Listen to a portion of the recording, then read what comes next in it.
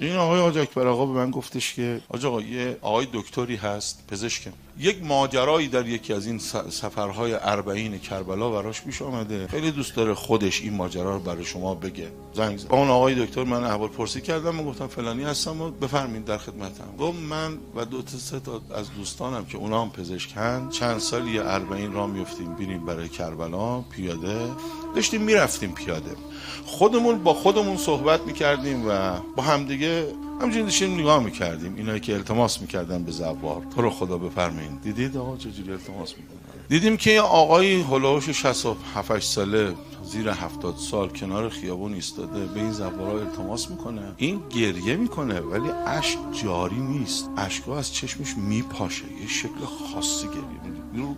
جلوش واسطیم باهاش صحبت کردیم، میپاشید اشکاش تو صورت ما. گفتیم آقا ما زواریم. اونم با شوق و اشتیاق و بزرگواری ما رو دعوت کرد، منزل شما هم رفتیم و رفقا با هم گفتیم این همونه، یه چیزی تو وجودش هست. ما رو برد تو خونه و وقتی وارد خونه شدیم ما رو برد تو اون پذیرایی، اتاق پذیراییش، به ما گفت چند لحظه شما استراحت کنید، میخواید لباس عوض کنید تا من برم وسایل شامو فراهم کنم. تو این فاصله ما دیدیم که یک تابلوی، یه عکسی قاب شده روی دیوار نصب شده، خیلی عجیب. موضوع عکس این بود که ما نگاه کردیم یک تابوتی کنار یک قبر کنده، یه تابوتی کنار قبر، یه جنازه‌ای تو تابوت که دست این جنازه بیرون بود، پیدا بود، خود جنازه رو نمی‌دید. خیلی برامون جالب بود که این تابلو چیه. این آقا که آمد ما بهش گفتیم که فلانی، حالا یه خورده اون فارسی بلد بود، یه خورده ما عربی بلد بودیم، حرفامون رو به هم حالی میگی. گفتیم این عکس ماجراش چیه؟ بغض کرد و شروع کرد گریه کردن و گفت اگه اجازه بدید من بعد از شام براتون بگم. گفتم نه حالا شام میخوریم، شام که دیر نمیشه، این برامون خیلی گفت آخه من ماجرا اینو برای شما الان بگم، شما منقلب میشین و شروع میکنین گریه کردن، از قضا میافتین، من دلم میخواد از شما پذیرایی کنم، دوست دارم خودم براتون لقمه بگیرم، خودم و لذت میبرم وقتی زوار امام حسین سر سفره بشینه غذا بخوره، من که دوست دارم، من محروم نکنید، بذارید ما قبول کردیم، مهمان بودیم، گفتیم باشه. شامی که خوردیم گفتیم حالا بگو ماجراش. گفت این عکسی که شما میبینید اون قبر منه، اون تابوتم تابوت منه، اون جنازه‌ای هم که تو اون تابوت منه.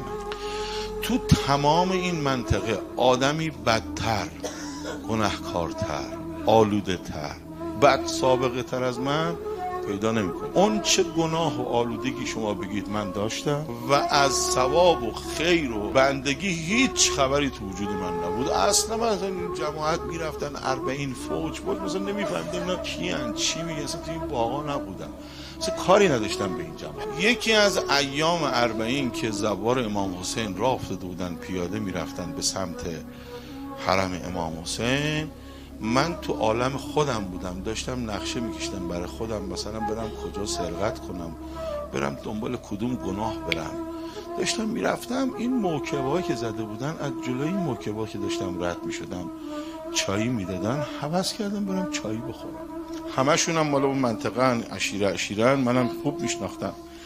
من رفتم جلو چایی بردارم، یه جوانی بود که هر موکبی اینا یک طایفه‌ن، یک فامیلن، یک عشیره‌ن. جوانی از تو اون عشیره چون منو میشناختن، من بدنام بودم، تا من اومدم چایی بردارم چایی بخورم، به من نهیب زد که برو اینجا وای نسا، برو اینجا وای نسا، تو آدم بدنامی هستی، برای جلسه ما، برای موکب ما بد میشه، برو آقا، برو اینجا وای نسا. این وقتی منو طرد کرد و رد کرد، من در باطنم یهو شکست، سرم انداختم پایین و گفتم حالا میرم جلوتر یه موکب دیگه چایی هست. شیخ اون عشیره، مثلا پدر بزرگشون ریش سفیدشون، دید صحنه رو، فهمید که من دلم زیر روش، پا شد و منو صدا کرد و فلانی، هم میشناسن منو، یا آدم بد سابقه.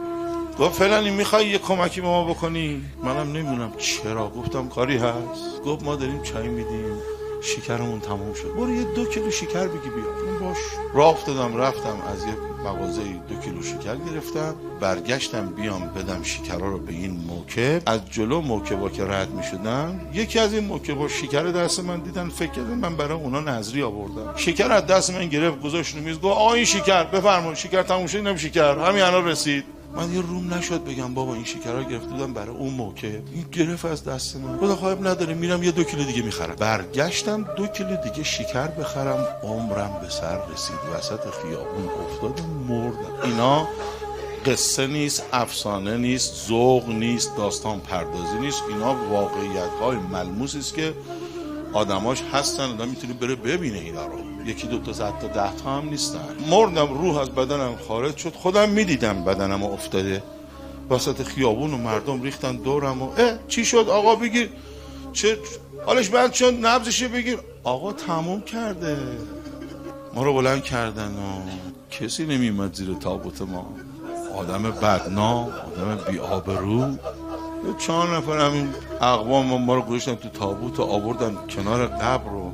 منم از بالا همراه بدنم میام، دارم میبینم همه رو. کنار قبر که رسیدیم دیدیم راستی کار تمومه. الان است بدن بذارن تو قبر و لحدا رو بچینن. من یهو انگار بیدار بشم که گفتم با خودم که خدایا من که همش گناه کردم، دستم خالیه، من با چی بیام اونجا؟ تو دلم داشتم همینطور این حرفا میزدم، دیدم که 2 تا ملکم ایستادن کنار قبر اون طرف، گرزا تو دستشون. معلومه که اینا منتظرن منو بذارن تو قبر بیان سراغم. دلشورم بیشتر شد. تو همین هنگ دیدم یه آقایی از راه رسید، تو اون عالم فهمیدم این آقا امام حسینه. همین رسید یه نهیب زد به تو اون 2 تا ملک که برین کنار، چرا با این هیبت و با این گرزاتون این دوست منو میترسونید؟ چرا اذیتش میکنید؟ اونا با تعجب عرض کردن یبن رسول الله، دوست شما؟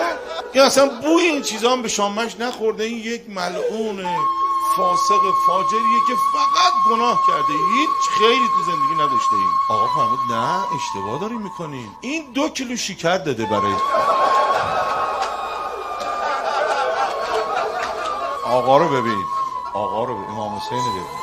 حضرت خطاب کردن به اون 2 تا ملک، فرمودن که به تعداد هر یه دونه های کریستال شکر که تو این 2 کیلو شکر بوده از گناهاش کم کنین. چند تا میشه؟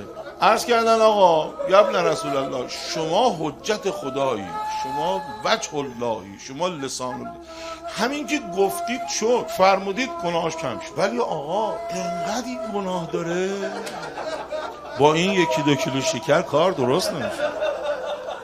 حضرت فرمود این قصد کرده بود 2 کیلو هم بره بخره، عمرش کفاف نکنه.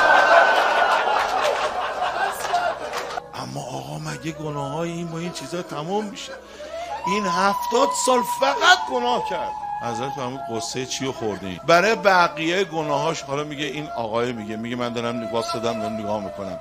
حضرت عبا رو زدن کنار، فرمودن برای بقیه گناهاش چقدر شکر لازمه من خودم بدم، بقیه رو همه رو خودم میدم.